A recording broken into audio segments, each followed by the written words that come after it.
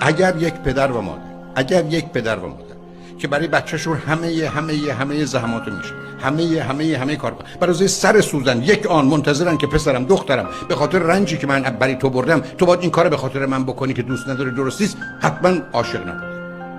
جایی نداره برای مسخره بازی که ما برای شما چقدر رنج کشیدیم. خب بیخود کشیدیم. علاوه علتی که پدر مادر رنج میکشن دو چیزه غیر از شرایط استثنایی، یکی نادان، یکی نامهربان.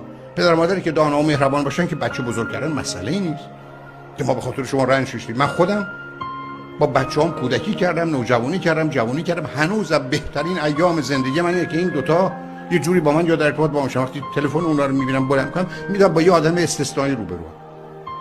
حتی یه حرف عادی که غالبا میگن چیزی بده، چون بچه‌ها که میبینی مثل پمپ بنزینن، هر آقا شما میخوام بنزین به سراغ تو، ولی با شما چیکار دارن؟ 5 روز 7 روز از بچه‌تون خبر نیست، زنگ میزنه بعد میگه آها چی میخوای بابا جون، بگو چی میخوای.